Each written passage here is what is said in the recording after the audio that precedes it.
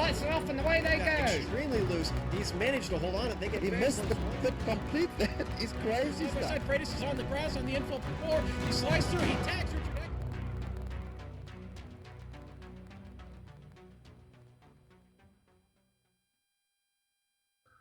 Looking down from the blimp high above the St. Lawrence River and Notre Dame Island, you're watching the Global Sim Racing Channel's live as it happens coverage of Formula Neagle for the Skip Barber Open Wheelers, sanctioned by the Absolute Beginners League and brought to you as always by the helpful folks at 4MS Network Solutions. In less than 15 minutes, the green flag will wave here at Circuit Gilles Villeneuve, giving permission for a gaggle of Skip Barber race cars to scream into the first turn, kicking off round 6 of this 8-race schedule. The previous 5 races have seen the early points lead of reigning champion Tuan Tran totally chewed away like a moose in the meadow by series rookie Aeronum. Round 6 brings 70 minutes of high-speed chicane dodging sim racing action streaming your way, so hook up your internet to the big screen, pour yourself a tall, cold Elsinore beer, grab a plate of back bacon, and get ready for some Formula Neagle excitement. Happy Easter, and welcome to everyone for another GSRC broadcast. I'm your host, Bill Soupzon. With me, as always, is the channel's Skippy aficionado, Joe Peak. Knobs and pushing the slider is the Alfred Hitchcock of Sim Racing Broadcasting, Amjad Yaman, and at his disposal will be the artful camera locations provided by Dougie Beard. The series story continues to be the wonder, the splendor, the beauty that is Aeronome.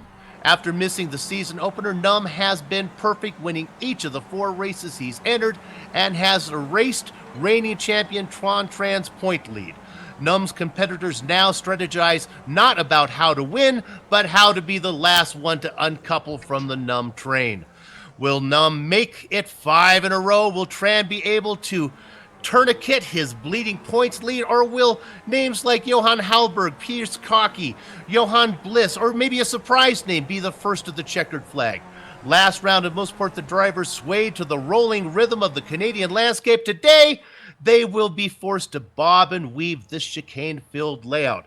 And Joe, underpinning all of this wheel-to-wheel action has been the good-mannered competition by all the drivers. But today, that etiquette will be put to test on this tight layout.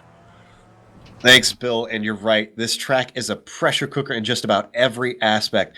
The tight confines and close walls means it's more like a street course than a custom-built racetrack.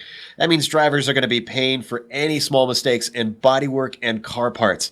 Add to that the long straights and tight little chicanes littered throughout, and you're going to have cars able to be very close to one another and fighting for most of the day.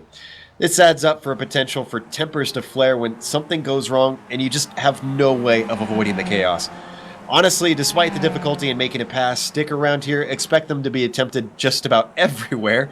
The real trouble zones, though, will probably be places like the braking for turn 1, where the cars are really dancing on the edge of control, the exit of 4, where there's a wall ready to bite the greedy, and of course, the Wall of Champions at turn 14, which I have no doubt will collect yet another victim at some point today.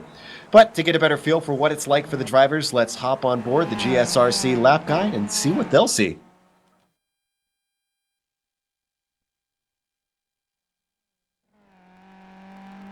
Alright, we've got Amjad Yaman and the GSRC Skippy, so let's do a lap around Montreal. Coming down to turn 1, you're always faced with, is this a passing zone or is it not? The sharp left and then switch back hairpin to the right makes it very viable to defend from the outside. So despite the heavy braking zone, you gotta work hard to really execute a successful overtake. From there, we accelerate away around this gentle bend along the St. Lawrence and set up for 3. This is a corner that will invite you to attack it, but get over aggressive and the wall to the outside is quick to punish the greedy. From there, 5 is typically a thread-the-needle type of corner, but in these lower-powered skippies, it's a much easier proposition. Just hold to the right to brake for 6. This is a deceptively tight corner, but the trickiest part is accelerating around 7. Once again, you're faced with a game of chicken with the barrier on the exit. Now we're taking another long stretch on the throttle, and once again across a gently curving straight. Hopefully you got away well, because if your competitor is close, he could be gunning for a pass. You'll brake at just about the 2 marker, and if you haven't had enough of chicanes, it's time for another one. This time, though, the curbs are pretty tall, so be wary of trying to cut them too far inside. By now, we're getting close to the other side of the island, and as we come around the bend, you'll see the trees and walls are going to make the infamous casino hairpin unsighted. This is the only real straightforward place to pass on the track. Even then, it's extremely easy to overshoot the corner, so if your opponent brakes early, all they have to do is pull an over-under on you. It'll still take skill and precision on the driver's part to make it happen. By now, we've hit the backstretch, and though this used to be a sinuous set of S's, it's since become this long blast to the final chicane to create our last chance to overtake. But the most well-known facet about these two turns is the wall of champions waiting at the exit. If world-class drivers have had to learn to respect it, you better make sure you don't simply dismiss it as nothing. Clobber both curbs, find the grip, and hit the gas pedal. But do not flirt too close to that wall, or your day will be over in a hurry. As long as you survive that, you finished a lap around Montreal.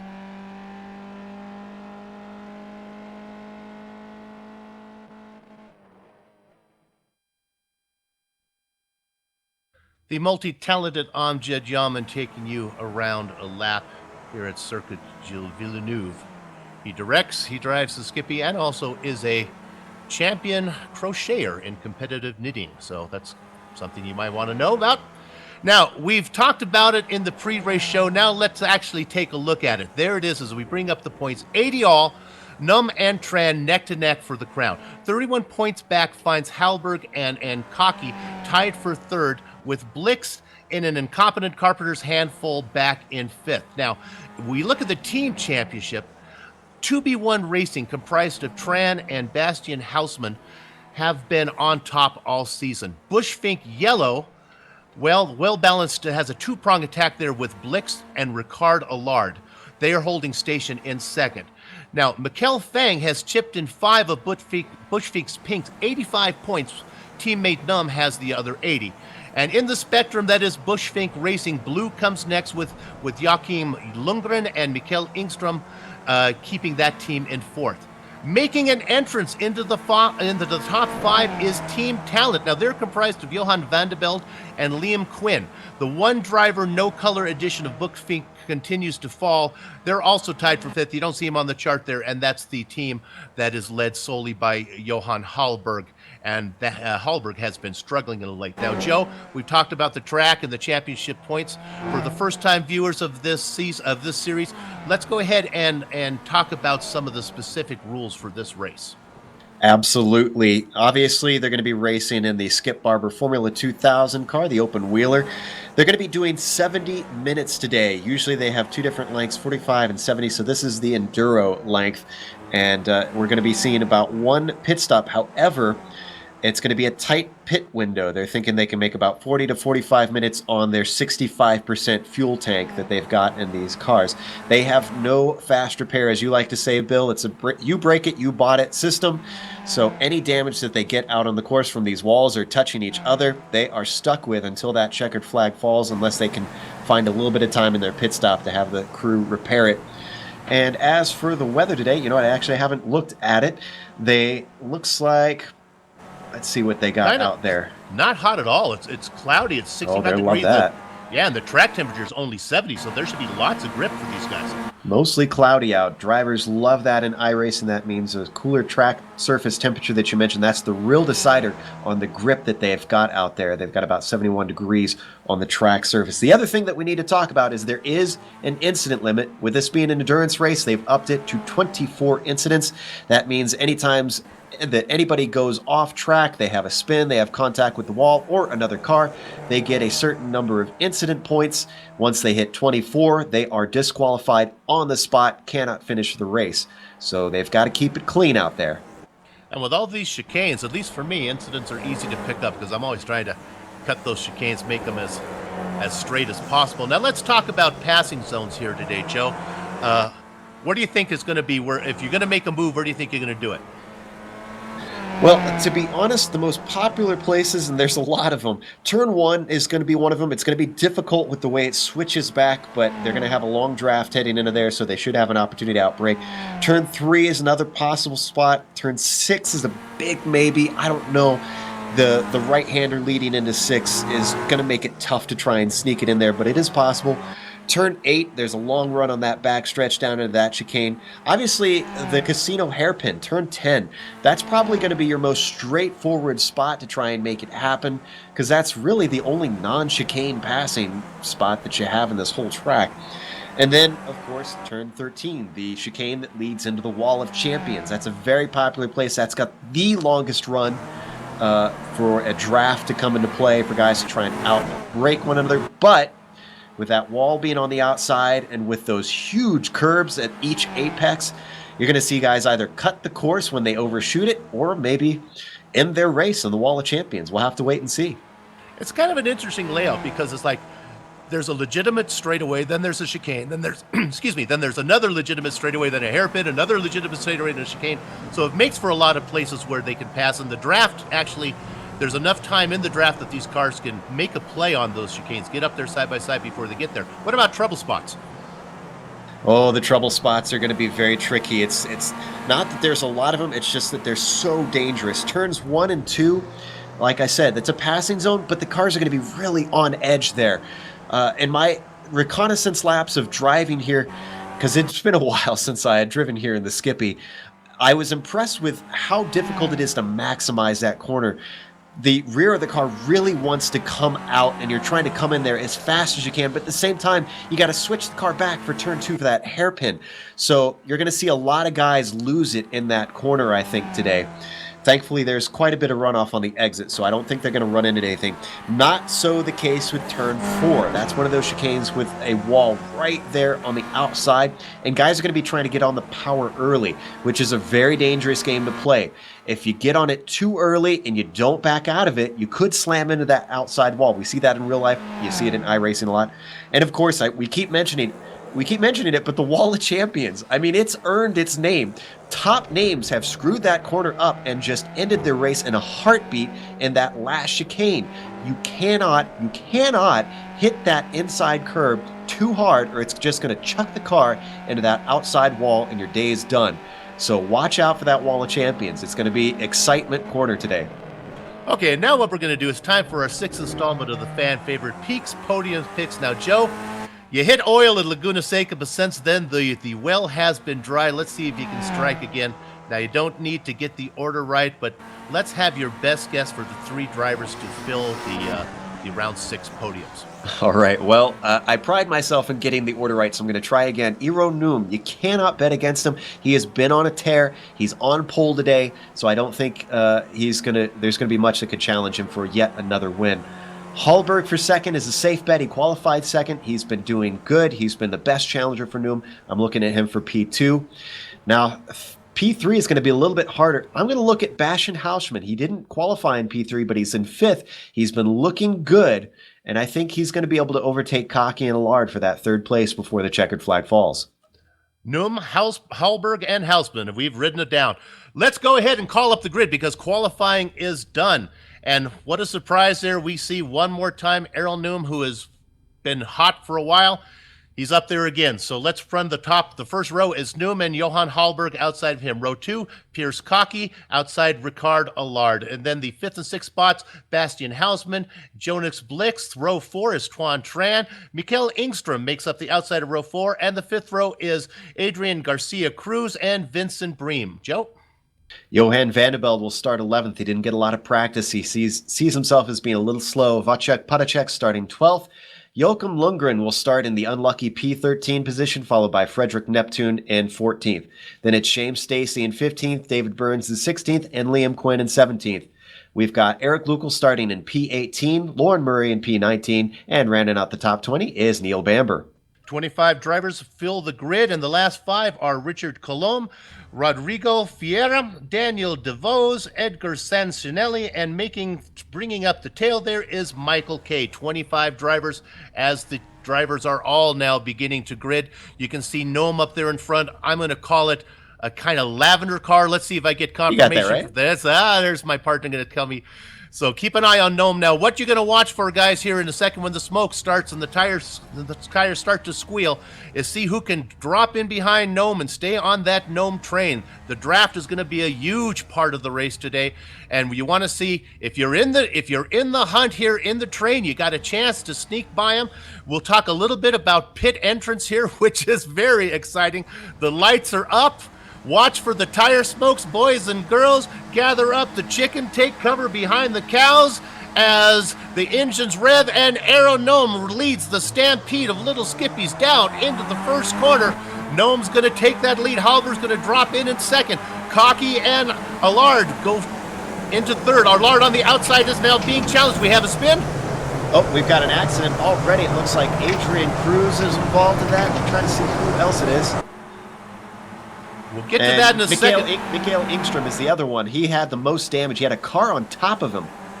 Vincent Bream is also very slow down the straight there. He's being passed. I'm not sure what happened to him as they go through the chicane. Now the first corners, everything looks good. A couple slowdown penalties. I believe maybe picked up. Cruz got a slowdown penalty. So far the front looks clean. Not quite as clean in the back. Yeah, everybody's still trying to get single file, which you really have to in these chicanes or else you're going to lose a ton of time. Most guys, it seems like, by turns 6 and 7 here, are finally getting themselves one by one. Going to the replay now, Joe, as Aero Gnome is still out in front. We'll see if our director brings it up. Tell me what you see here. Well, let's see if we can figure out what kicked this off. Like I said, we had a car actually one on top of the other. And it looks like Cruz and Ingstrom just came together wheel to wheel, and that clipped them and caused one car to kind of get up into the air, and that's what made them get tangled up. Very easy to do in this corner with the way it switches back. In fact, the first and second corners, you can see it again, they're kind of notorious for cars getting all into each other, getting cramped up, and just not everybody coming away clean. There you see the start. Let's go back now. We'll go up to the front as we have a challenge for third position there in that gold machine. That's Ricard Allard. That's a familiar paint scheme we've seen from him. Running in fourth. Let me set the top 10 for you. Gnome is out in front. Hallberg in second. This is pretty much how they qualified. Cocky in third. Now, fourth position we talked about, there is Allard. He qualified in fourth and running in fourth right now. Still hanging on to the draft, there is Bastian Wiesmann. Wiesmann running fifth, qualified in the same position. Closing up, Twan Tran and Johan Blix back there in another teammate to the car there of Allard. You see those two yellow-colored machines there. Finally, rounding out the top 8 is Vanderbilt, the fan belt, hanging on to that draft. Then it's a long way back, Joe. I think the draft is broken. In fact, Joachim Lundgren has missed the corner exit and has exited. Ooh, did he get a...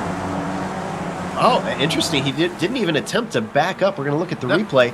And this goes back to what I was talking about earlier. Guys overshooting their brake markers. Very easy to do around here because there's so many heavy braking zones. Yeah, he's calling it a day. Had Wojciech Podolsek behind him, and he just missed his braking zone, ran really to the runoff unusual. area, and called it a day. I'm not sure why. Maybe he's got an Easter lunch to get to, Easter dinner, I guess, over in Europe to go and enjoy. So maybe he didn't want to stick around after that mistake. Regardless, looking at our leaders heading down in the hairpin, Noom is currently being hassled by Hallberg in second. And look at all that tire smoke. Guys locking up all kinds of tire smoke down into that hairpin. But I'm wondering if Hallberg won't want to pass. Remember, we talked about that small pit window? Are guys going to try and maybe save a little bit of fuel and see if they can jump them in the pit stops? Here we go. Hallberg's got to run. Yeah, he's sitting back there, and also you can see the battle back in third place has really been going on. Look, I think Hallberg's just going to be happy to hang there. Very tight behind him there between Allard and Cocky. And now we're going to go 3 wide. Is that Hauschman? That's Hauschman coming up on them as well. Trying to get a spot from Cocky down into turn 1. Remember, this switches back, so even though he's got the inside for this corner, he's going to have to really get past him. Look at Cocky start to lose it, and Hauschman loses it, both of them. They both got loose in different directions. Cocky was able to get the best of it there, didn't lose the spot. Hauschman is off the track now. Cocky being challenged by Tran Tran. Oh, and they're going to go side by side. Tran backs out of it, just had a nose in. He tries for the over-under, but it goes single file and almost gets run over by Vandenbelt. Vandenbelt's going to have the preferred. There he goes. He's going to do it on the outside. He's going to close that deal. Tran loses a position. Very nice. Beautiful job by Vandenbelt. Scary moment, though. Did he actually make contact? I'm trying to see on the screen if he has any damage. And here comes Tran coming back up to the outside. Once again, it's going to switch back with these chicanes. We saw with Vandenbelt, he could get it done here. But no. Yeah, if Tran could get the inside on Vandenbelt, then he'd have a good exit going out. If he could do on the outside first, you get the inside the next part. But what has happened now? All that battling we've talked about staying on the back of the Gnome train. Well, the Gnome train is now a engine and a caboose, and that involves 2 cars only, and that's Gnome and Johan Hallberg. Yeah, these guys are already stretching away. The gap is, it looks like about almost 3 seconds between Hallberg and Allard. So they're pretty safe from that draft at this point. If they just run their pace like they have been, not battling one another, they could continue to stretch away. Let's go back to 5th place. There's Vandenbelt making a move. I think he's going to have the line here, and he's going to get that done as he gets around Blixt. I'm sorry, that was Tran. That's my part. Tran making the move on Vandenbelt. Sorry about that. And that's going to move Tran up into P5. Remember, he is tied in the championship with Noom. And what's impressive about this, Bill, is that Noom missed that first round, and yet he's still in this championship battle. That is a dominant performance. Yeah, well, you can close down that lead when you don't lose, and that's what he's done for the last 4 races. But I think he has his work cut out for him here, because I think Hallberg might have his number. Hallberg, if he can avoid making mistakes, should be able to stay with Noom here with this draft, and then Hallberg will have the advantage using less fuel. Undoubtedly. I wouldn't be surprised, because these guys figured out very quickly as they entered this championship that you need to use that draft to your advantage. It's not all about the side-by-side battles. I believe it's you, Bill, that likes to say racers like to race, and these guys have learned to overcome that instinct. They've learned that it's a long race, and you have to have some strategy to it, not just going all out trying to overtake somebody. Yeah, I've talked to champions in the interviews we've always done, and the drivers who are successful they say, you'll know that I'm serious about winning a championship when you don't see me out there racing. So it's so much fun, though, what's going on. If we look back here, drop back to 3rd position now. Allard has been kind of gobbled up by Cocky. A nice little battle going on. Cocky, then Tran's in 5th. Now there's that Vandenbelt going to right hunting Tran. See if he can get back into the top 5. These guys were championship rivals last season, and obviously they haven't lost any of the love for the fight. Wow, look at how close Vandenbelt is squeezing him off to the side. Vandenbelt's got the inside for this corner, and he's going to be clean past. I don't think that's the last time we're going to see those 2 guys swap positions. I have no doubt that they're going to be swapping more and more, but that's just going to make them lose time to our leaders. Tran backing out of it here coming into turn 1. Now, what's going on with Brame? I'm hearing some information that he might have ran into trouble. Ooh, he is losing positions, hand over fist. Oh, and he has actually made contact with the Wall of Champions. Yep, that final chicane. He was being trailed there by Lauren Murray. There you see it, right there on the replay. He actually lost it on entry, a little bit unusual. Usually it's on the exit that you see guys get a little too hot as we come back to live. The rear end just started to spin around. Thankfully, he didn't hit it too hard, but he's got a little front wing damage. Neil Bamber able to get around. Also, Ricard Cologne picked up the position. And he's got Potazek behind him, trying to see if he can overtake Brame. These guys are teammates as far as I'm aware, but Potazek, you can see he's got a new paint. I'm not sure if that's just something new for him, or if he's left the team, actually. Maybe trying to break the jinx. He has not had much luck this season, so maybe he thought absolutely painting the car different might be good. Well, both he and the fan belt, as you see him, got a nice run on his teammate, but he decides not to try and go for it, although looks like Brame looks to the inside and cleanly outbreaks him. Whoa! Was there a cut course for Kalum somewhere along the way? He let them by very easily, and now he's got one more car. That is Liam Quinn, who's going to sneak on through. And Quinn has some damage of his own. Ooh, severe damage on the front of Quinn, actually. Yeah, Cologne there in either his effort to be polite or just mix the breaking point on there. Yeah. By Podosek. Now Podosek again, right on the back of Bremen. He's going to get this pass done. Yeah, here he goes looking to the outside. It's going to be a little bit harder on this side. The switchback in this last chicane isn't quite as effective. You need to have the inside pretty much. You need to be pretty far along. And they're going to get it done before they even get to the braking zone. I wonder if that was a coordinated effort since those guys are teammates. Let's jump back. Oh, go ahead, Joe. I was about to say, both Podosek and the Fan Belt just have not been having a good season. The Fan Belt especially, we were talking to him pre-race, he's had 2 big mistakes that have set him back, had terrible finishes. I believe he said he's lost about 30 points, and it's just not been a championship run for him. He's going to have to regroup and maybe try to come back next season. Oh, it sounds like Kaki's got a slowdown. We talked a bit about this in the pre-race. You got to watch out for that. That is going to cost you so much time because they are just critical. You get about 2.5 to 3 seconds that you have to give back if you cut the course here. Yeah, Kaki before the slowdown was running in 7th. He gives up that position to was running up in 3rd position. Gives that spot to Tran. Van de Belle got by him. Licks got by him. A little bit more tire smoke down in that turn 10. I'm not sure how much that's overheating the tires for these guys. Obviously in iRacing they have not yet modeled the flat spots, but you can still start to cook the tires. It tends to like heat the whole surface of the tire when you lock them up like that. And I'm not sure how bad that has an effect on the skippies though. Well, it's not fun to be behind. I'm sorry, we gotta go to the leaders. Oh, excuse me. I was gonna say Hallberg had a great run on Noom, but just to show you how interested he is in saving fuel, he made no attempt. He lifted very early in the corner. He could have had that first position easily. Yeah, that might be just a little bit of a practice for if he's in the hunt here at the end of the race, is seeing what he can do. He doesn't need it. You know, the last race we saw a car almost no-stop it. Now, they use the same percentage of fuel, 65%, whether they're doing the 45-minute race or the 70-minute endurance races.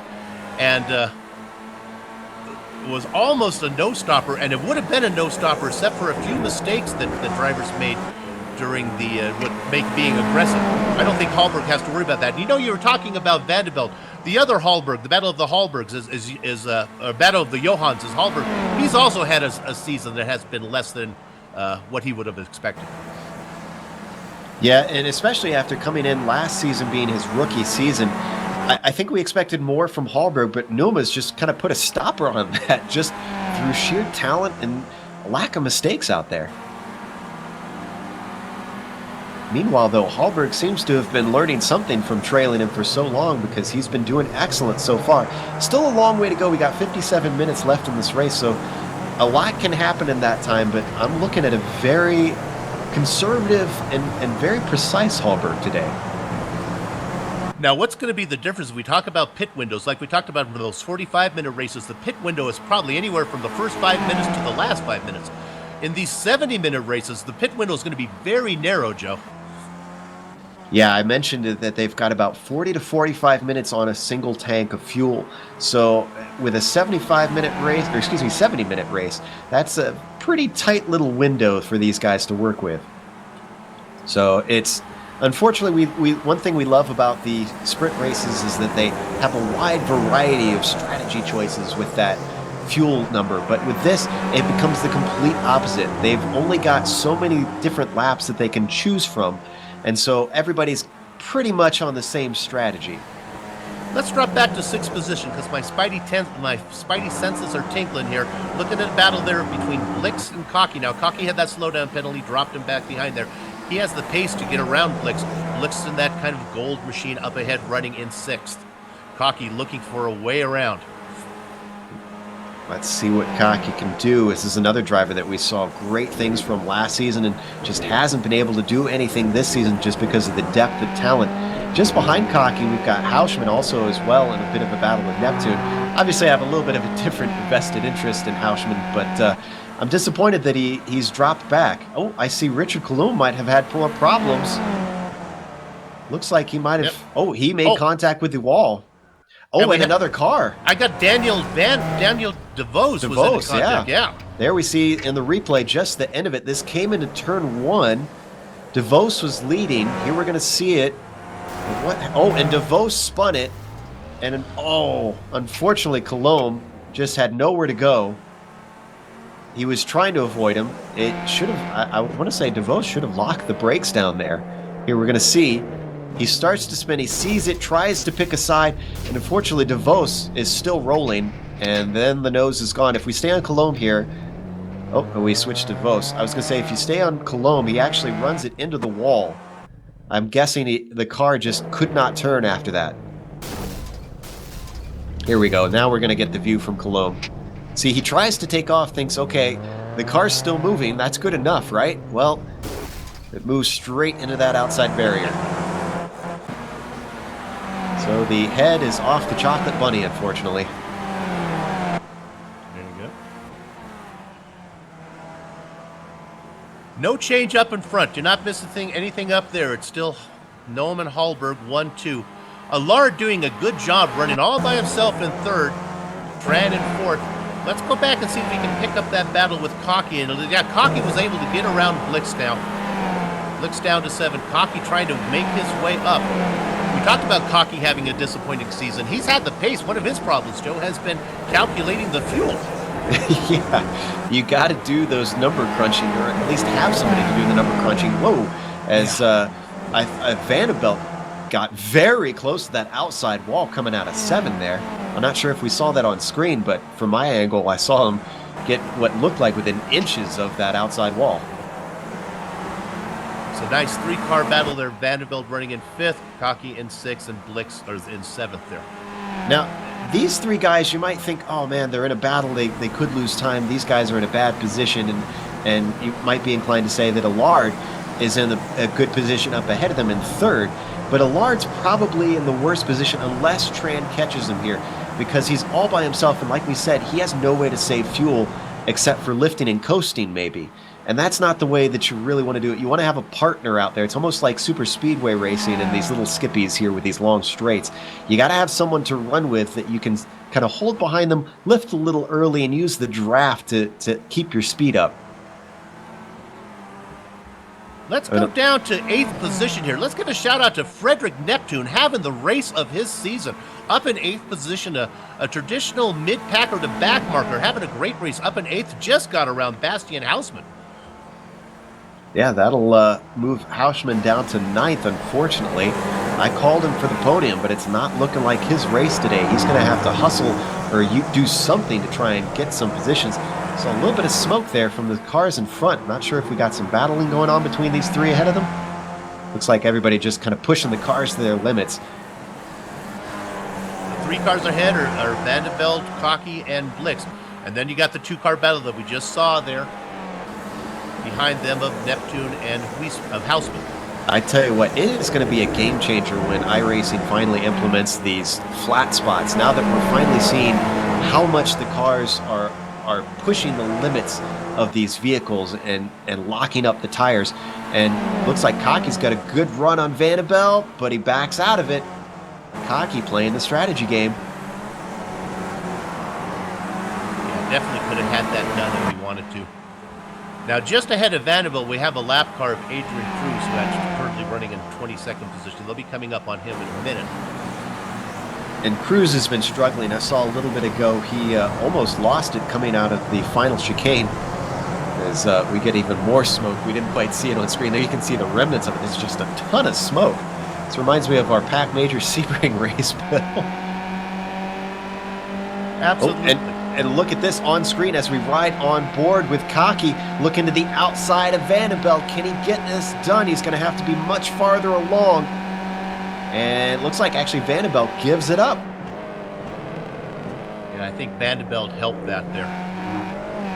Oh, some problems with Edgar Sancinelli. Coming through the chicane of 8 and 9, just barely manages to avoid the wall. Let's look at the replay, see what caused that.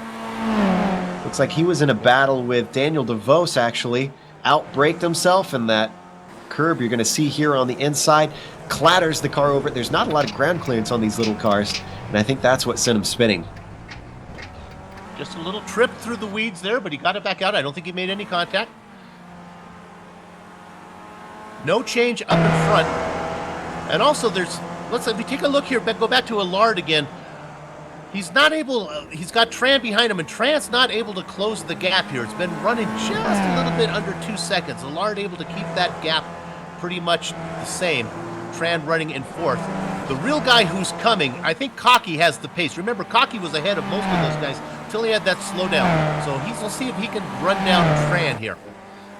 And the question is, are the guys behind him going to allow him to do that, though?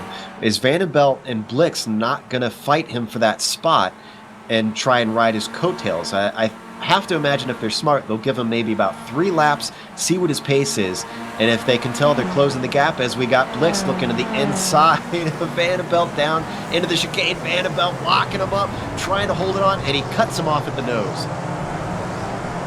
Yeah, that's the best battle on the track right now, the Cocky, 3-way battle between Cocky and Vandenbelt. So the Vandenbelt able to hold on to that 6th position, but like I was saying, they'll probably give him a couple laps, see if he's able to close the gap, and if he's not, I think then they're going to say, okay, well, I'm going to give it a try and see if I can start running them down. Well, I got a driver that's on the move for you, and we talked about, boy, those guys go as we're looking at that battle, they go wide there. And that's Bastian Wiesmann. We talked about him that he wasn't doing as well. He's got back around Neptune, started to gap Neptune, and now he's beginning to close on Blixt and trying to get in to make this a 4-car battle up here with Cocky, Vandenbelt, Blixt, and Wiesmann Hausman trying to make his way into this.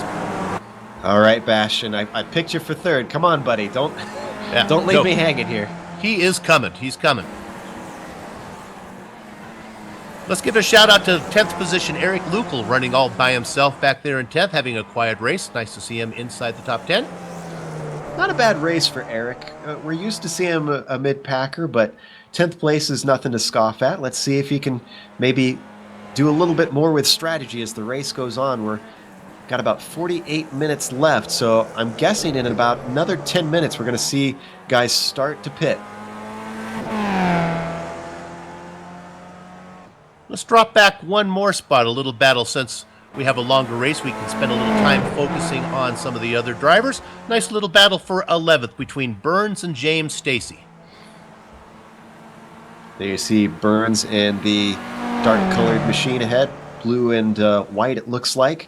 And then behind him in the red and white machine, that is Stacy, trying to close the gap through the chicanes of 8 and 9. And this is where he really would have wanted a better exit. Not quite good enough, unfortunately, to try and execute a pass down into 10. But you want to really get the best exit possible in that chicane to give yourself a good run on your opponent.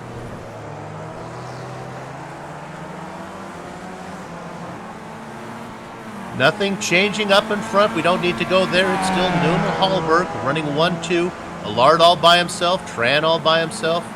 Since we got a bit of time, let's go over some of our drivers who have exited out. Richard Kalum, unfortunately, his race is over. Mikael Engstrom has decided not to continue on today. And Joachim Lundgren is also out of the sim. So last car on track right now we've got is Adrian Cruz, who had some problems. Let's look at Vandenbelt. Or Cocky made another mistake. Yeah, I was just about to say. Vandenbelt got around him. Blix has got a Cocky trying to fight back, and he's got to do it again. Yeah, that puts Cocky at the tail of this train. That puts Jonas Blixt into 6, and Vandenbelt up into the top 5. Now, this means that the cars behind him, Hausman, has caught up, and he's dragged Frederick Neptune along with him. So, looks like we've got about, is this a 5-car battle going on now? They were beginning, we talked about Hausman trying to close that gap. He did a little bit, then with Cocky out in front, they were pulling away again. Then that mistake has brought them right back into it. In fact, I think Hausman's now in the draft, which is really good for Neptune.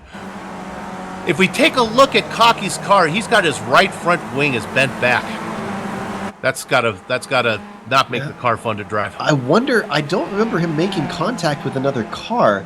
I wonder if he did that hitting a curb too hard, which you can do with these tall sausage curbs that they've got around here. Oh, whoa! Little love tap there from Blixt into the back of Vanderbilt. Now, in sports car racing, you can get away with that, but with these skippies, the front wings can be a little bit fragile, and it won't hurt you too bad, but you want every bit of aerodynamic perfection that you can get out of these cars. Closing in once again with Blixt. He looks to the inside, and Vanderbilt does not fight it. Yeah, Blix's right front wing is tapped back a little bit, not nearly to the extent that it is on Cocky. So Blixt, this is a great battle, and it's not over yet because here comes the Vanderbilt.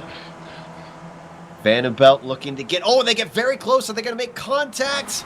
Not quite. The Vanderbilt has the inside for the first corner. Is he going to be able to chop him off by 2? And he's got it.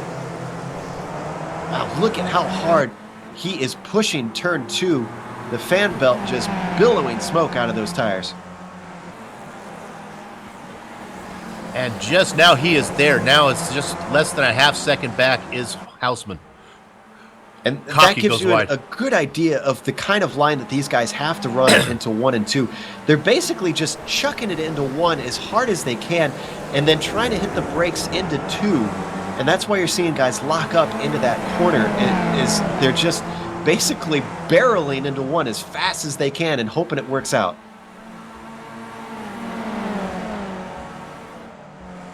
Top 4 drivers holding station. The action is back here for 5th. Oh, now a 4-car battle. Just to throw another wrench in the mix, you can see just a little bit of Adrian Cruz ahead of them. Let's see if he pulls out of the way coming down this backstretch. Cruz having pretty good pace.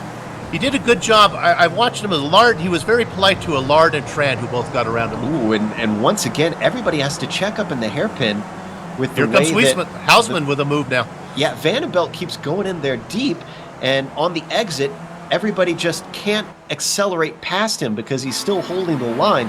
And like you said, now we've got Houseman looking to the outside. Nothing happening, though. Cocky moves back to the line. And Cruz did not pull over and let them through. Yeah, Houseman has to be very careful not to lose a draft. I'm not sure he has the pace to run with these guys. Here comes Blixt. Here he comes. But he is not fully alongside. Is he going to be able to outbrake him? There goes Cocky, lost it. Cocky loses it, spins it in the corner, and he is going to lose a ton of time. That allows Neptune through. I think he misjudged what closing rate he had there. He was just closing in on the back of Vanderbilt and had to. It was a great job. Actually, he sacrificed himself there, I think, to stay out of the back of him. We're going to go to replay. But I think this also goes back to what I said, Bill. They're on the edge of control. They're just going in there as fast as they can. You're going to see it here. And trying to avoid another car and slow the car down was just too much to ask of the tires. They said nope, and off the beaten trail they go. And then there were 3. Well, I wouldn't count Pierce out. He's back there in 9th, and he's certainly got the pace. If he can come in after the pit stop, get that wing straightened out, he could be back up there. He's fallen back behind Neptune. Neptune has lost touch with Houseman now. So it's Houseman, Vanderbilt in reverse order, and Blixt. Let's stick with this, but real quick, an update. Tran has caught up with Allard for 3rd place. He's not attempting to pass, but we got 2 guys working together for the fuel on that 3rd place now. And maybe we haven't jumped to the front here. Hallberg is really now up on the back of Num as they come across the start-finish line. He hasn't let him go by any means. He was right. He was right behind him as they were going through that last chicane. Through 13 and 14 there. And now he's right there. I really think, Joe, a lot of this is, I know a lot of it is fuel, but I think a lot of it is just feeling where he can make the move. And maybe, Joe, let's talk about that. I think you could probably do it after the hairpin, wouldn't you think, if you're on the last lap? You might be able to if you can get a good enough run. But it's questionable because if the guy does not give up the ghost, then you're going to be going side by side through that last corner. But I tell you what, as a spectator, I look forward to that. As a driver, I would not want it to play out that way. Meanwhile, what happened to Cocky? Did he take his scheduled stop here? I see he's in his pit stall. Yeah, I believe this is scheduled. 40 minutes left on the clock. He should be able to make it to the end from here. Whoa, and just on the screen, Lauren Murray. Yep. Lauren Murray, yeah. Once again, ahead of Neil Bamber. Bambi's had some excitement in front of him there. Just managed to avoid it. It wasn't too close. But Lauren Murray falling victim to the very difficult turn one. I told you, Bill, we were talking pre-race, and I said I think turn one is going to be the trickiest spot on the course, and I think it's coming true. Cocky is back out now, running his 17th. The front wing is straight.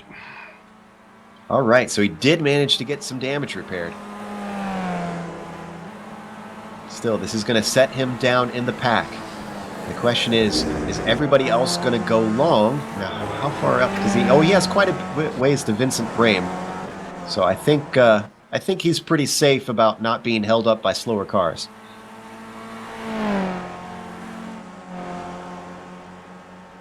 Now, just for viewers who may not be familiar with how this works, you start the race with the same amount of fuel, so you need the same amount of fuel to finish it, except if you burn less. And that's what we think Hallberg is doing right now. Sitting behind Noom, burning less fuel means he'll need to take less. Now, what'll happen, Joe, is these guys will try to pin it down to the ounce. What's the least amount of petrol I can take? Come on in, I won't get tires, and see if I can get out ahead of the guy. I honestly think it's almost pointless, though, because I think if they come out together, Newman and Hallberg are going to be able to get around each other whenever they want to. That's the thing is, if you want to do this strategy, you have to commit from early on, which Hallberg has done to his credit.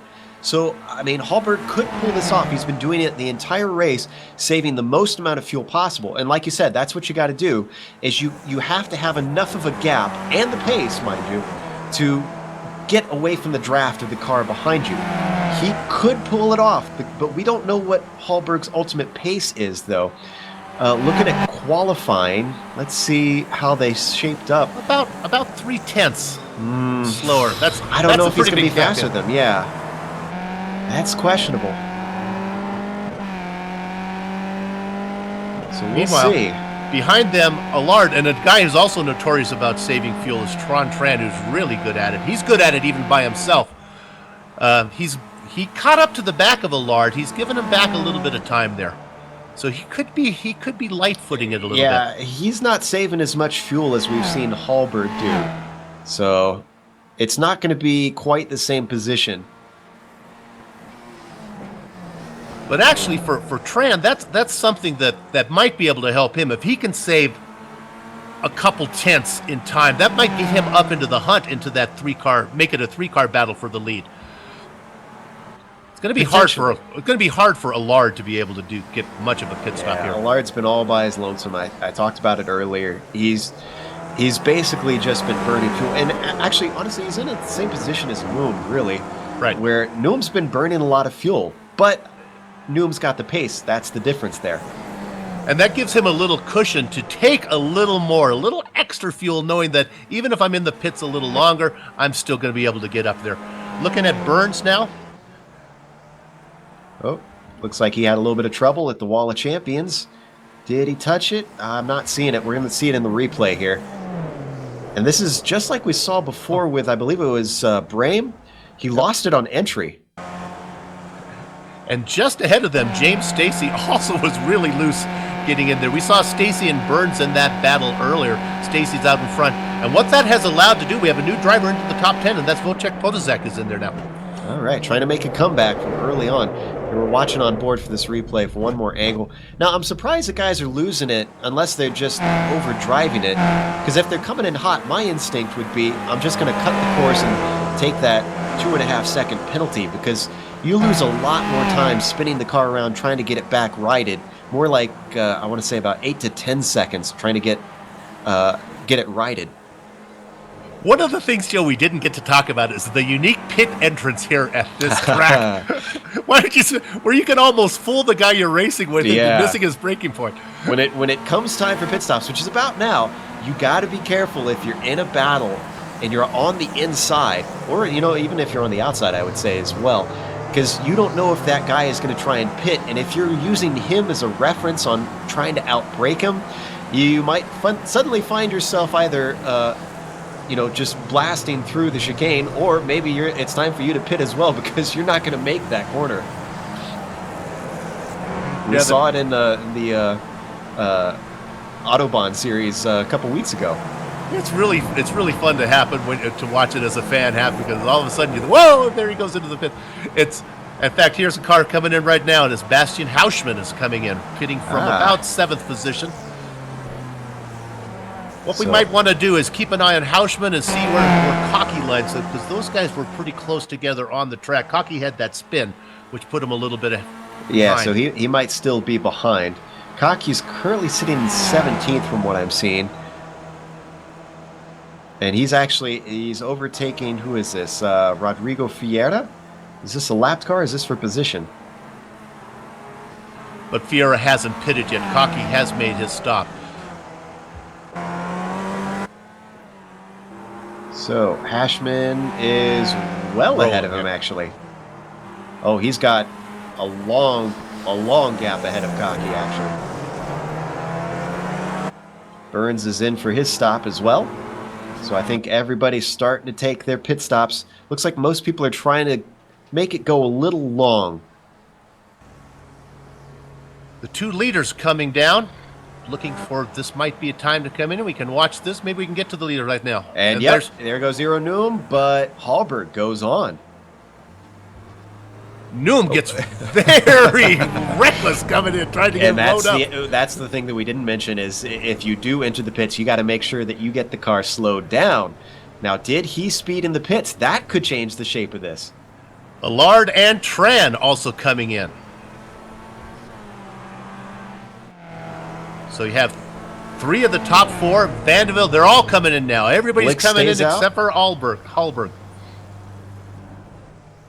Lukel's heading in. So our only 2 non-pitters of the top 10 right now appears to be Hallberg and Blixt.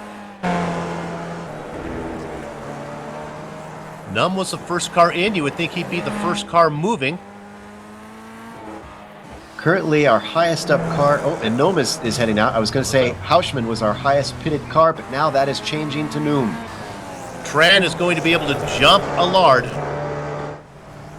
Interesting. So that did work, despite him not being up close behind him for most of that early part of the race. But Tran goes wide, and there goes all the opportunity wasted for Tuan Tran. I wasn't sure if I should make a note about that pit exit, but honestly, I was thinking more about the line, not wanting to cross it, so you don't get a black flag. Tuan Tran, the best laid plans. He had it all worked out. It worked for him. He jumped Allard. Okay, so it's got to be time. Hallberg's coming down now, heading towards pit entrance. Let's see if he goes straight or if he's going to take the chicane. And he doesn't have to answer to him. Oh, he's heading on in, but he's got a car ahead of him who's a little slow. It doesn't look like he's going to hold him up. That's Edgar Sancinelli. He's a lap down. Does Blixt come in? Blixt is heading towards the pit entry. Noom around the hairpin now. Blixt is in. Noom will have to negotiate 13 and 14. Hallberg has to go all the way down to his pit stall, second one in line.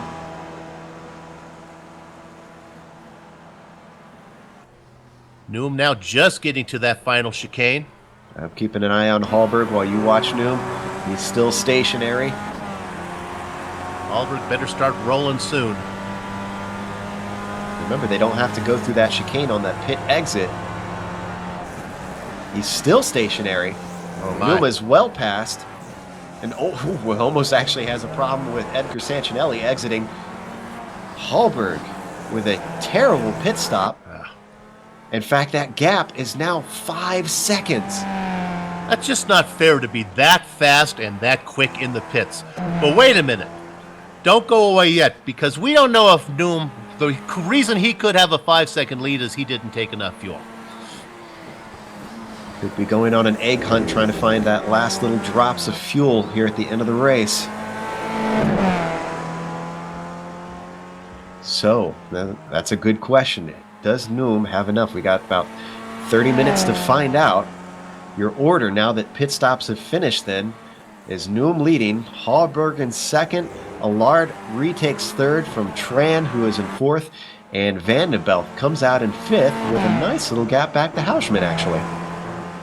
I'm always suspicious, Joe, when two cars in the lead come in, they're running nose to tail, and by the time the pit cycle is done, one car has a use advantage. That usually means either somebody took too much or somebody took too little.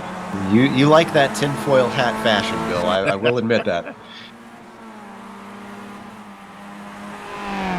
So it's all spread out in the top 5. Let's see if we can pick up even the top 6. Let's see if we can find a good battle here. I see 10th and 9th, Cocky and Lukel. Not the place we expected to see Cocky battling for. But he's got about half a second back to Eric at the moment. Yeah, and I believe that's a pass that has already been made. I think Cocky was behind him, so I would expect him to start pulling away. This does not appear to be Cocky's favorite track. A lot of the problems that have been happening have not been other people's doing, it seems. It's been driver error for him today. So, unfortunately, this is going to set him back in the championship. Let's go to look at 13th position, Neil Bamber. Running all by himself, started 20th, up to 13th, had a couple cars spin in front of him, has kept it clean. Nice run from him, up 7 positions. We do have a battle going on behind them, actually. Liam Quinn has hunted down Lauren Murray. This is for 15th spot, it looks like. Lauren Murray getting on the radio telling him something. I didn't quite hear it, though. And I think that was to let him know to go past, because he has lifted, and it looks like Quinn is through. Murray's wing has been in the front there, probably car not feeling too good. Well, I thought we had a battle, but I guess it's a non-battle. We did there. I don't think it'll be too long, though, between Murray is run down by Bream. Bream has been, Murray and Bream both suffering the same ailment there with a bent back right side wing. And Brames actually got damage on the front. I think he was the one that spun a little bit earlier in the race into the Wall of Champions, wasn't he? He's got damage in the front. He's got damage in the rear. For a Skippy. You know, he has to equal out the car. Make sure that it's good on both sides. I don't usually see those Skippies bent up like that so much. Yeah, you can't get away with damaging them too much. They, I mean, you can really manhandle these things, and that's what's so fun about them, is that you can slide them around. But when you start to damage the suspension, it gets very, very difficult to try and push them to the limit, and that's why you see some of these guys with any little bit of suspension damage calling it a day. Let's go to 5th position quickly. Vanderbilt being passed right now as Hausman gets around him. Hausman moves up into 5th. Oh, it's not done yet. Whoop! The over-under. Vanderbilt coming back. That's the danger you run trying to make that pass in that last chicane, is you can compromise your exit. Which is why I'm curious to see if we're going to see that battle at the end, which we may not with the gap between Hallberg and Noom. If he does catch up to him and attempt that pass in the last bit. So, order goes back to normal. Johan Vandenbelt 5th, Hausman 6th. Running through here, see if anybody's making any time up. Still about 5 seconds to the lead.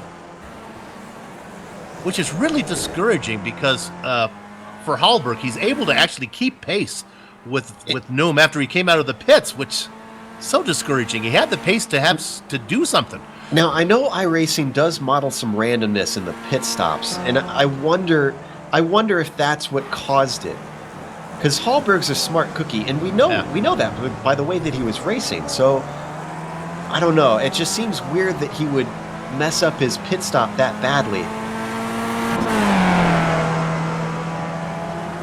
So I wonder if the 4-second difference between them in the pit stop was a case of iRacing's randomness, just his pit crew wasn't as fast that day.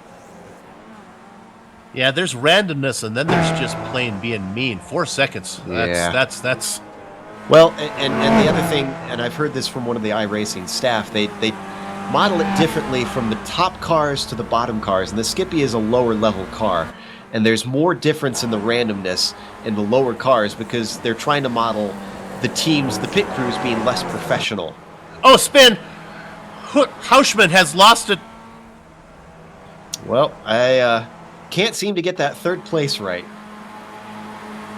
Hausman in the Wall of Champions. He was making a move because he was pushing it hard there, trying to get Vanderbilt.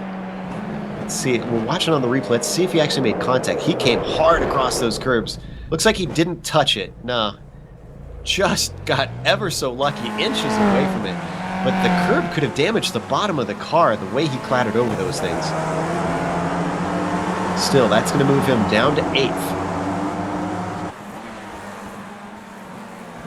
Yeah, you know, Joe, we've seen cars with so much front wing issue, and I think you've got it. I think it's the curbing.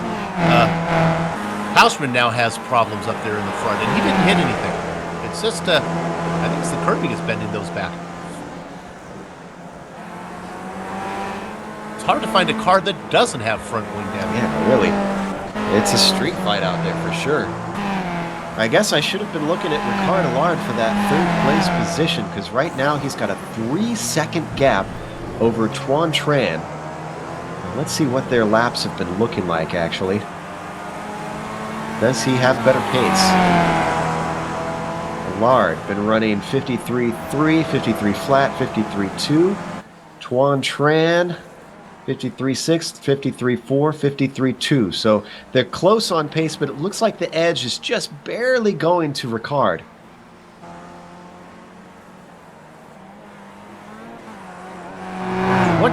Minutes to go. Top 3 remain the same. Joe just ran down the gap there with Tran. This is a little bit reverse of what we're used to seeing in this series. Tends to be the start of the race. You got a lot of guys trying to save fuel, and maybe guys get a little bit separated by mistakes, and then suddenly the end of the race, everybody comes together and we have excitement because we don't know what's going on, and the draft has got them together and they're trying to battle it out for the position now that they've got the pit stops done with. Now everybody's just split up. We do have a battle between Kaki and Hausman, though.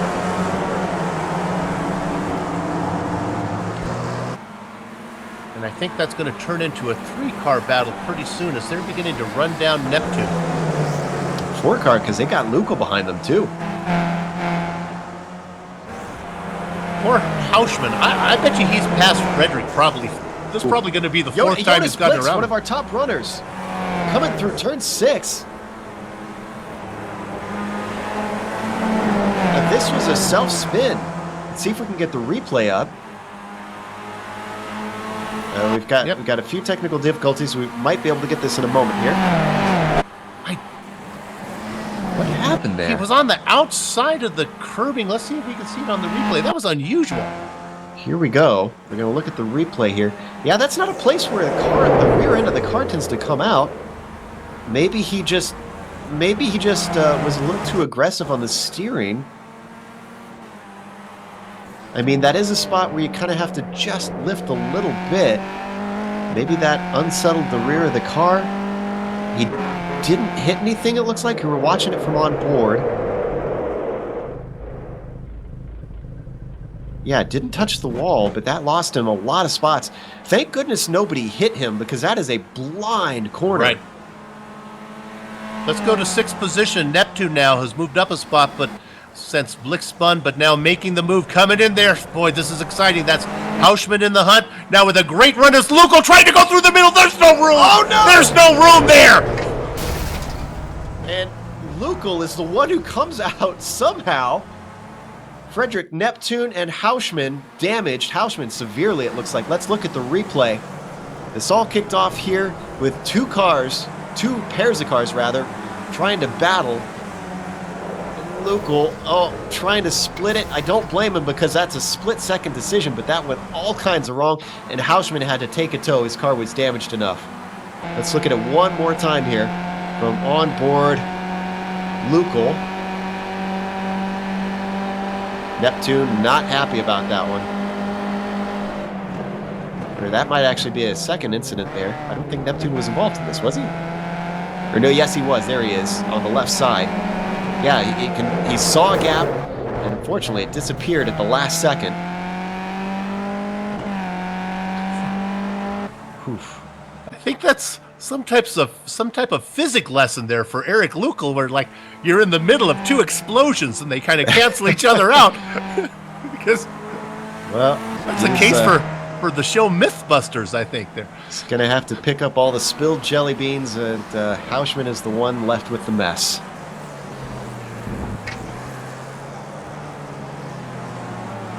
Running at 8th, though. Where does that leave us with our top 10? Looks like Noom is leading. Hallbird still in second, still about 5.5 seconds back. Ricard is going to be your third place car. Tuan Tran still in fourth, a bit of ways back from him as well. Vandenbelt is going to be your fifth place driver now. And Cocky, from all that, has moved up to seventh. Lukl into eighth. Excuse me, sixth for Cocky and Lukl eighth. Neptune has taken a toe, and that has messed up my timing and scoring. He's still moving down the order. Let's go to 19th position, Adrian Cruz Garcia. If ever a guy was in need of a wave around rule, it was him. This guy has been running with the leaders for most of the race, but a lap down the whole time. Right now, running right behind Vandenbelt. Currently in 19th, Vandenbelt in 5th. I wonder if that's been flattered a bit by the... Oh, and he disappeared. Well, sorry, I jinxed him. That is the most unusual way of the commentator's curse to come about I've seen in a while. Poor guy running a lap down. You think he'd be safe from the commentator's curse, but you're not safe from us. We'll find you. Yeah, he's manually disconnected. That's interesting. Did he quit? Because usually the manual disconnection means he affected that himself. That's weird. Okay, so who do I not like here? Well, I thought. Focus on... I was going to say I thought this race was going to be boring to the end, and then, well, everything has gone to chaos now. Well, it gets a lot more exciting if the announcers have the ability to change the order. So let's go ahead and find somebody. Be careful, Bill. You have a lot of power to wield. I'm looking for somebody that will understand. Let's talk about a guy still trying to make his way up into the top 10. Neil Bamber, running currently in 11th. Again, all by himself. I hesitate to put the camera on him. He's got Stacy ahead of him by about 2.5 seconds. So with 17 minutes to go, we'll keep an eye on that. And look at the positions he has gained here. 9 spots up. He started 20th. Right. This is a nice run for Bamber. Yeah, doing the math here, I think that's probably our biggest mover. Looking through to see if anybody else has gained more positions. Actually, Eric Lukl, let's go to him. He started in 18th. He is all the way up into 7th. So he avoided all that mess that when he split the 3 of them. And that has moved him up quite a ways to a nice little top 10. So Eric Lukl looks to be our biggest mover at the moment, I think.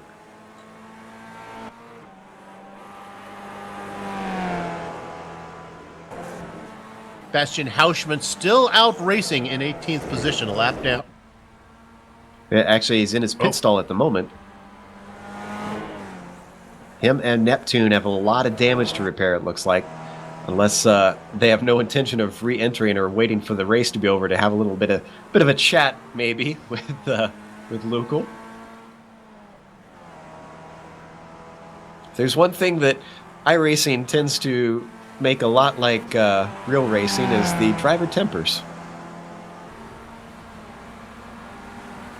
Well, you could make an argument that there was room. He got the car in there. Lukl got the car.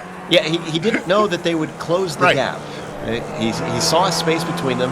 It probably would have been more dangerous for him to try and weave around the outside of them. So when you have the momentum, you have to go where the car's going. Drivers who are out of the race, and this is going to be a crusher for this team here, is Mikael Engström and Joachim Lugren are both 24th Yeah. and 25th. That's good. They're Those are usually top 5 drivers. That's a huge disappointment. both on the same team. So let's go to P11 here. We got a little bit of a battle. Oh, excuse me. We missed it, apparently. Burns made the pass, but Bamber's coming back at him. Looking around the outside, down towards the Wall of Champions. Is he going to give up the ghost? And he is.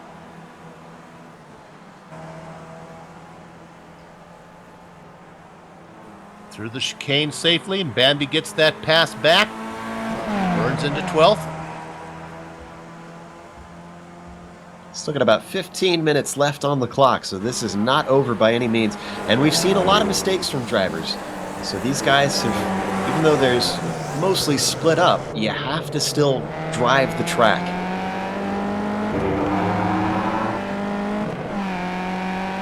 The leader has a 5.7 second lead back to Hallberg. You know, honestly, Bill, this track is a bit unique in that facet. A lot of times when you have courses where you're racing the track more than you are each other, they're very technical, there's very few passing zones.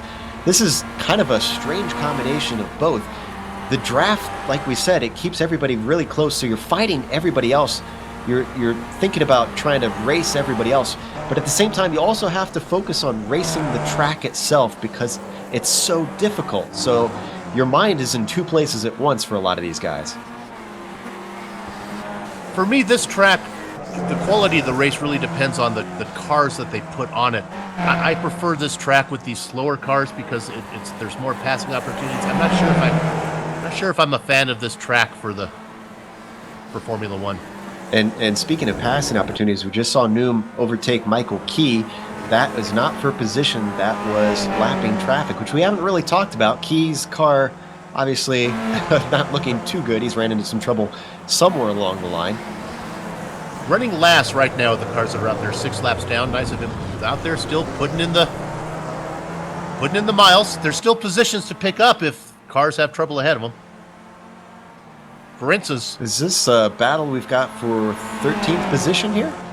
14th, actually. Vincent Brame. He's in a battle with Lauren Murray. Murray's able to overtake him.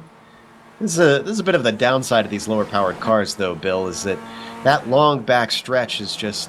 The draft is so huge in these skippies, we're not seeing too many side-by-side fights down in the chicane. Murray and Brame both with damaged right side wings bent well back.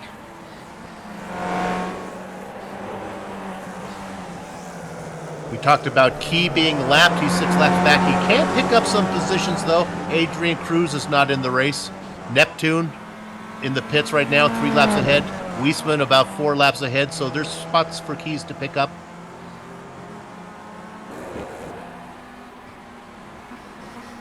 Really, Joe, the only cars that are running it's DeVos and Sanchinelli are 1 lap down. Pretty much everybody else is in the pits right now. Keys is out there. Well, it's a long lap, so I think that's helping not have quite as many cars that are a lap down. Them almost taking nearly 2 minutes to get around this place. And, the other being it's attrition. If you make a mistake, then you're probably not continuing on. That's probably playing a role in not too many cars being off the lead lap. Take a second, get a little screen time for those guys. How about we put the camera on Daniel DeVos, first car 1 lap down. The number 22 machine. And guess what? We talked about him. He's got that bent up front and the bent up back. And if I'm seeing correct, because we've got new graphics, I'm trying to make sure I'm looking at the right thing. He is racing for DBR, and I'm not sure what that word is after that.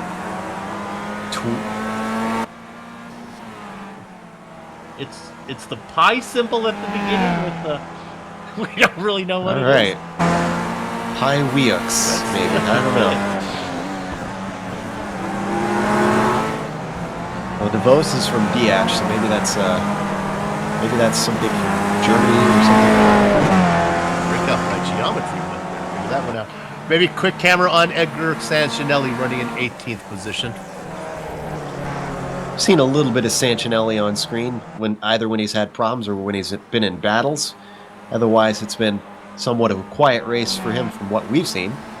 And then that camera angle there, the Dougie Beard camera angle, if you'll just scroll up one car, that gets you up to probably our best battle on the track, and that's for 11th. Sorry, let's go back to Daniel DeVos, because he's actually had problems in the final corner. Going to have to bring it over the curbs, getting it straightened out. Now we're on replay. I think this is another case of the rear end coming around on entry. Yes, it is. There you see it right there. And once more, just keeps it out of the barrier. I'd like to point out that I had gotten the cameras off of him, so I'm not taking responsibility for that one. As we come back to live now, 10 minutes to go in this 70-minute race. So maybe the best battle on the track here between Brem and Murray for 14th position. Looks to be the case. That's the closest one I'm seeing. Really, Joe, and unusual for this. This series is notorious for close battles going all the way around, but this track or... Oh, and Lauren Murray just disappeared. Now he's back. Come on. Man, the commentator's curse has suddenly worked its way into everybody's modems, apparently.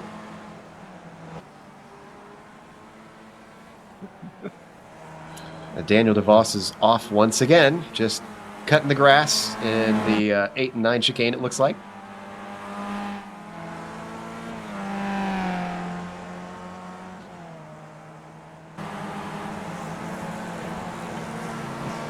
Well, remember we were watching Neptune and Hausman trying to get their damage repaired. Hausman is back out 5 laps down. Key has not quite overtaken him yet. Didn't get there in time. Neptune is still in his pit stall, though.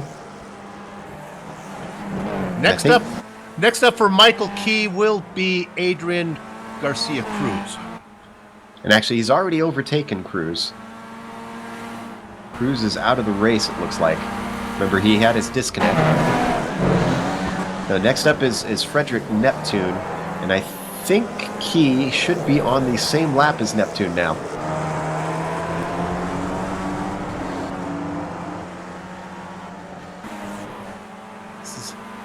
This is some exciting GSRC broadcasting here. We're watching a driver. We'll stay on watching a driver in a 22nd position, trying to pass a car that's in the stationary pits. car. Yeah, that's when you know you're hitting the bottom of the barrel for battles. We're not completely out of them because Burns still is within half a second of Bamber, so could still be some action on track erupting. Unfortunately, it probably won't be our leaders unless we get a mistake from Noom, which we don't see a lot of those this season. He's got 7 seconds over Hallberg now. Honestly, with the kind of bad luck Hallberg has had the last several races, I think a second place, almost be happy with that one. That's going to help both him and his team. There you can see the Team Bushfink car coming onto that backstretch. And who's that slowing in front of? That's Lauren Murray. Did he make contact with the wall? No, it looks like his car is not damaged that I can see. What happened? It's a ways back. I'm trying to find it here. And Vincent Brim also spun the car just a few seconds ago in that final chicane. Okay, this is weird. It looks like Lauren just simply slows down, but I don't see him cut the course.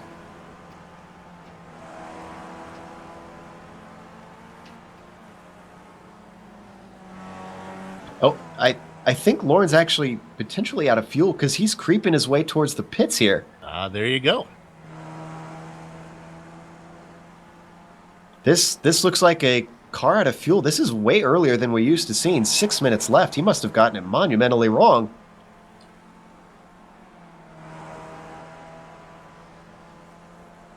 The little car that could, trying to get there. Oh, and Arunu must have actually made a mistake because that gap has closed by half a second. What happened there?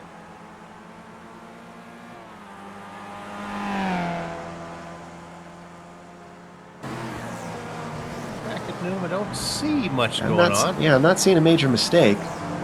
Could have just been maybe. Where's your tinfoil hat, Bill? Could he be nursing his fuel? Could be. It's fluctuating now. It's going up and down. Let's see if he's picked up the pace again.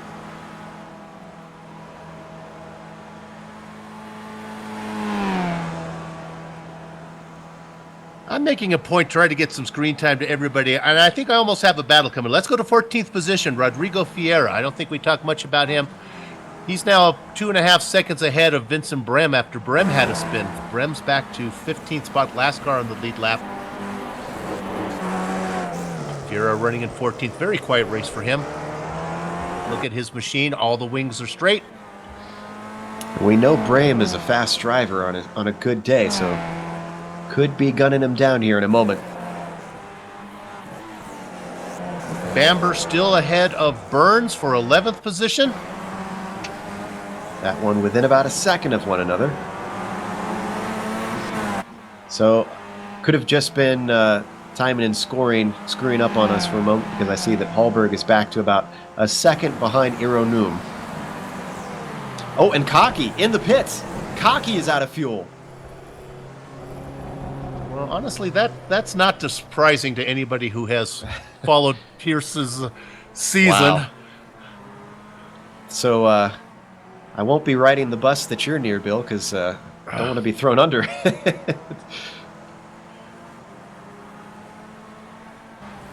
Well, after a while, it becomes a bit, Pierce, you just put in enough petrol to get you to the end. He needs to overestimate from now on, I think.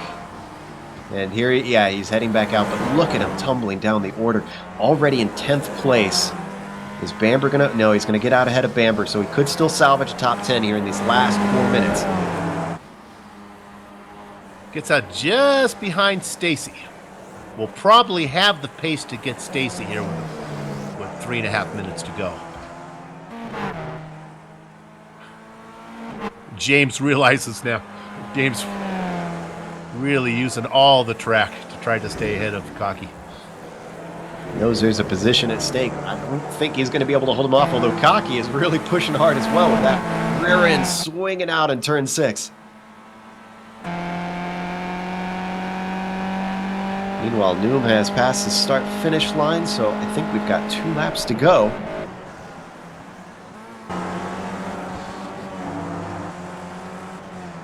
But we are seeing drivers run out of fuel, and Noom had an incredibly fast pit stop. So don't go away, folks. Let's go back to Cocky, because he is now rolled up to the rear wing of Stacy. And in fact, he's going to get the draft down the long backstretch.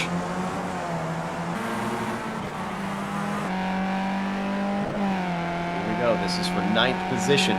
Cocky trying to salvage what he can after having to make a late second pit stop. Dives to the inside. I think this is going to be a done deal by the time they hit the braking zone. And he is fully clear. Stacy gives up the ghost, but can Pierre's get a good exit? Gets it very close to the wall. Woo. Did he touch? Ooh. Some sparks might have flown there. Stacy taking a little bit of a peek. He's probably a little too far back down into one there, so Cocky is just barely safe. Stacy saying, I was in the top 10 before you ran out of fuel. I got up to 9th. Now you got that back. This is kind of where I belong.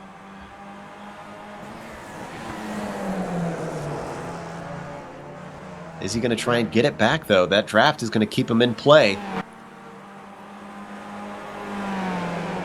Depends on how feisty James feels today.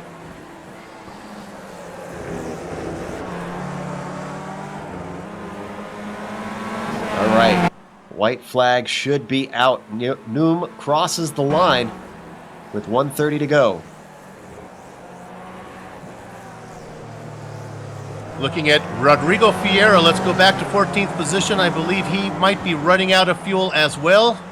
Yeah. Or maybe he might have just been slowing to let the leader around. Well, that has brought Vincent Brame right up behind him. So that battle is now on. And we can follow that battle because that's going to finish right behind our leader as he goes across the start-finish line. I think what happened there, I think Rodrigo actually didn't want to get in the leader's way, and so really slowed down. That's why you got to very carefully look at your F3 and figure out where it's good to get out of the way of the leader.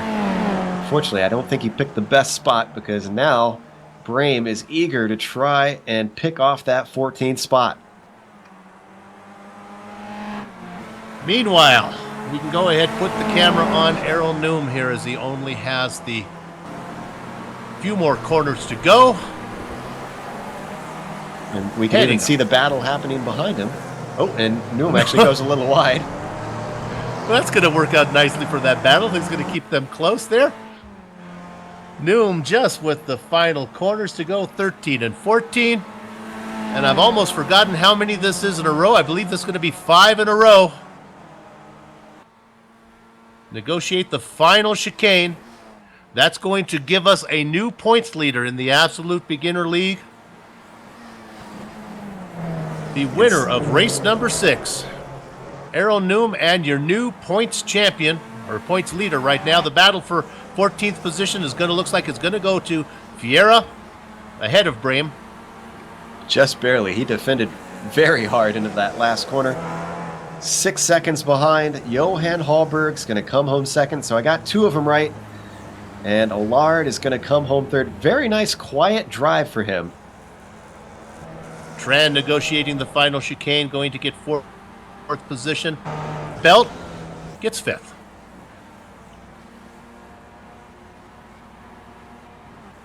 Let's Nice go ahead and top drop 5 one. for Johan. Yeah.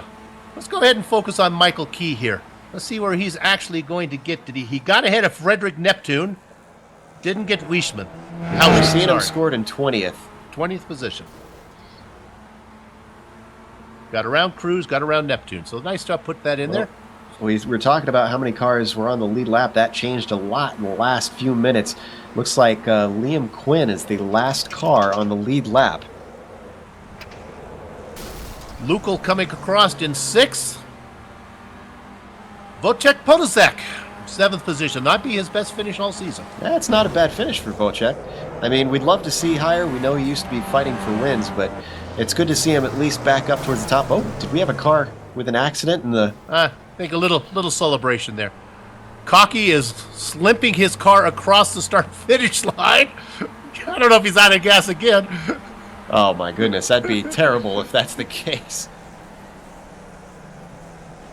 And rounding out 9th? Yeah, okay. Yeah, he got there. Bamber, Stacy, Burns, and Quinn round out all the cars on the lead lap. Okay, we'll go to break right now for watch the slideshow for upcoming events. We'll come back, run down the entire field, do driver interviews, and then closing credits. See you in a few.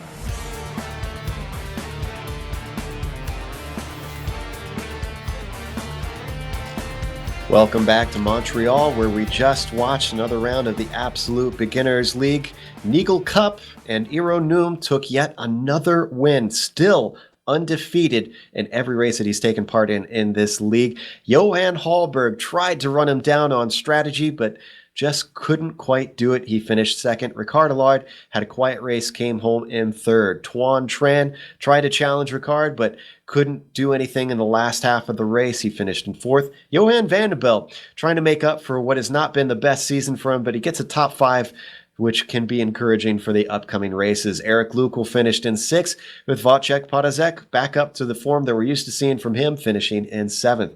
Jonas Blixt, a couple problems along the way, sent him down the order. He finished in 8th. Then in 9th, Pierre Kaki running out of fuel yet again.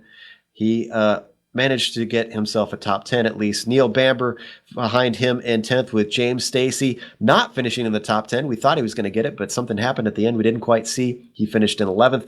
David Burns came home in 12th, followed by Liam Quinn in 13th. And it's Rodrigo Fiera finishing the first of the lap down cars in 14th. Vincent Brame coming home just behind him with a close battle in 15th. Edgar Sancinelli in 16th. And Daniel DeVos with a late race problem, finishing him in 17th. Bastian Hausman got into problems with a 3-car wreck near the end of the race. He finished in 18th. Lauren Murray came home 19th. Michael Key had some problems early on, but gets the Dory Award of the day, I'd say, for finishing 7 laps down, but still came home across the start-finish line in 20th place. Frederick Neptune came home in 21st. Adrian Garcia Cruz did not finish in 22nd. Richard Colomb in 23rd. Joachim Lundgren in 24th. And Mikael Engstrom rounds out the field in 25th place. So, unfortunately, Bill had to take off a little bit early to take care of some other things, but I'm going to do the interviews here by myself at the end. And first up, we're going to talk to Johan Vanderbilt, 5th place finisher for today. Still looking for that championship. Doesn't look like it's going to happen this season, unfortunately, as that starts to slip away from him. Johan, are you happy with the top 5 with the lack of practice you had here? Yeah, I'm quite happy with top 5, and also because of the race I had. At one point, I had contact with Pierce Cocky, and that damaged my car a lot on the back. So I was quite slow when I was on my own, or at least slower in the straight line than I was before. And in the draft, that was quite doable, because then you could stay with the rest. But when I was alone, that was quite difficult. So yeah, if I still managed P5 with a damaged car, that surprised me, and I'm quite happy with that. Now, throughout the day, we saw a lot of drivers lose it going into turn 1, and as well having the rear come around in turn 13, the Wall of Champions. What was the most difficult part of the track for you today? Ooh, yeah, probably one of the corners is. You're right. Like, a lot of people had problems with braking. For me, it was not necessarily braking, but more going onto the throttle. That was quite difficult for me. I think I had maybe different tire pressures that made it difficult. And other people might have used different braking bias, with which braking was slightly more difficult. There was not really one particular point that was more difficult for me, but yeah, mostly corner exit. That was quite difficult because you had a lot of understeer. Yeah, this sort of a feature of these cars that they like to push when you get on the power. Yeah. Well, as we were saying, it seems like this season is pretty much a write-off for you, unfortunately, with some of those mistakes in previous races and just not quite being up to snuff with Iro being out there. Are you already looking towards next season, potentially, maybe trying to fight for that P1 spot in the points? Of course, you're always looking forward to that. But at the moment, Iro is just dominating the league, and he's really good. And with Johan, with Tuan, and with Rickert today as well, we have several really, really fast drivers that, if they don't make mistakes, they are in front of me. So I'm just happy to get the podiums whenever I can get them. And well, in this case, today P5 was absolute maximum for me. All right. Well, glad to see you at least have a good race out there. That was Johan Vanderbilt, 5th place finisher here at the round at Montreal. Up next, I believe we're actually going to talk to our winner, Iro Noom. Let's see if we can pull him into the booth, talk to him about how his race went. Iro, you've put another notch on the bedposts, but at the first half of the race, it didn't look like you were going to have it all your own way. Were you at all worried about Johan riding in your draft?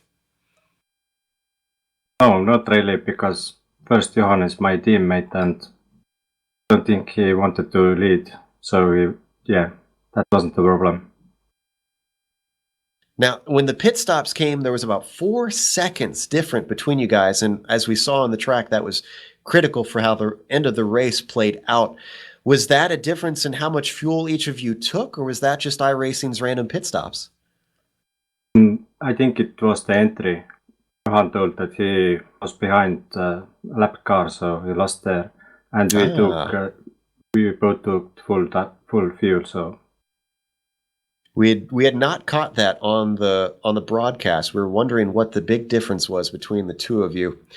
Well, this finally puts you up at the top of the championship points. You've got 2 rounds to go. How are you feeling about that crown at the end of this? Yeah, it's feeling much better now when I have the lead, so yeah, it's pretty good. All right, you're looking very good, very strong, dominant win here today. That's Iro Noom, our winner here at Montreal. Got one more driver, I believe, that we're going to talk to. The next of our podium finishers, the third place finisher, actually, Ricard Allard. Let's pull him into the booth, talk to him, see how his race went today. Ricard, it seemed a bit lonely out there for you. You had Tuan Tran riding on your coattails for a little bit, but otherwise, from our perspective, looked like you were mostly by yourself. Is that true? Yeah, it was rather boring, to be honest. But I wasn't sure that I was about to make this race, but because I had surgery on Wednesday for inguinal hernia, so Ooh. it's kind of painful right now. But I did a really good race. I did a few mistakes, but well, I had fun. I had fun. Well, I'm I glad you're really able to enjoyed- have. Go ahead. Yeah, I'm so happy to be in this league because we are a big team and a lot of us are in the league and we are having a blast. Unfortunately, Mika and Yuki got taken out early in the race, but shit happens, I guess. Yes, apologies for the language to our viewers. There is obviously that makes this run even more impressive for you to get that third place after that surgery and gutting through the pain. How are your feelings about the upcoming round at Silverstone with that very short layout? I haven't driven that much lately, so I was kind of sure about this track because that's not one of my favorite tracks. Last race at Mosport was my favorite track, but I didn't do very well there. But no, Silverstone isn't a big fan track of mine, and hopefully I will be able to put in some practice before this race because this is the first serious driving I've done since Tuesday. So I'm quite happy with my finish. Well, with this being how you can perform while recovering, I look forward to seeing how you can drive when not recovering. That's Ricard Allard, our third place finisher today. Final step on the podium here at the Circuit Gilles Villeneuve. With that, I believe we might have one more interview. I see Neil Bamber in there. Let's see if our director is up for one more. All right, we'll pull Neil in here. We don't get to talk to him a lot, and he's waited around patiently, so let's talk to Neil Bamber, see how his race to a top 10 finish wound up for him. Neil, we did see you in a bit of a battle with a few guys throughout the day. What were your thoughts on this track out here? Evening, guys. Yeah, I didn't expect a 10 finish at all. Actually, the only practice I got was in the session before the race started, so I wasn't expecting too much of it. But I was lucky at the end. I was 11th. James spun into the final corner, and I managed to just pinch that off him over the line. Now, I have to ask, you aren't any relation to the Porsche driver, are you? No, I heard that on the broadcast the other week. No, I've no idea who that is, so no, Okay. not that I know of anyway. All right, I was just curious. So we already asked our third place driver Ricard Allard how he felt about Silverstone and the unusual format that you guys are going to be running next week. How do you feel about the tricky triangle of Britain that you guys are going to be running? I'm looking forward to that one, actually. I quite like the short circuits. I seem to do quite well on those, so I will be looking forward to that one. All right, so we got one guy that loves the short tracks. We'll see how Neil Bamber can fare. He finished in 10th today here at Circuit Gilles Villeneuve. So with that said, we are going to wrap up today, and we want to thank a few people. The big thank you that we want to give out is the official sponsor of this series, 4MS Network Solutions Limited. Founded in 2007, 4MS Network Solutions is an IP communications and network services company with a global reach. 4MS designs, installs, and supports its clients' infrastructure both on and offshore in any country with its team of Cisco certified engineers. As Cisco Premier Partner, 4MS provides IT hardware sales, career services, and provides the full complement of professional services for the Cisco lifestyle. 4MS Network Solutions Limited, making your network better, stronger, faster. The Absolute Beginners League, we would like to thank them for organizing Formula Neagle, and contracting with GSRC to broadcast it. Thanks to the companies, equipment, and software that you see on the screen now that we use on our broadcast. The original music that you've heard on today's broadcast is thanks to Eric Ekholm and Casey Lalonde. See the screen for how to contact each of them. Thanks to Bill Zahn, who unfortunately had to take off a little bit early, and our director Amjad Yaman and Dougie Beard for his camera locations. If you'd like to find out more about GSRC and find archived races, your best bet is globalsimracingchannel.com. We're also on Twitter at GSR Channel and Facebook at /GlobalSimRacingChannel. We love interacting with our fans through social media, so follow us on there and give us a shout. Ask us any questions that you have. Formula Neagle returns, as we said, 2 weeks from now at Silverstone on the national circuit. For details of all upcoming events, go to globalsimracingchannel.com. And now that the housekeeping is out of the way, it is time for us to go have fun storming the castle, as Bill likes to say. But until next time, race clean, race hard, and I'll see you on the track.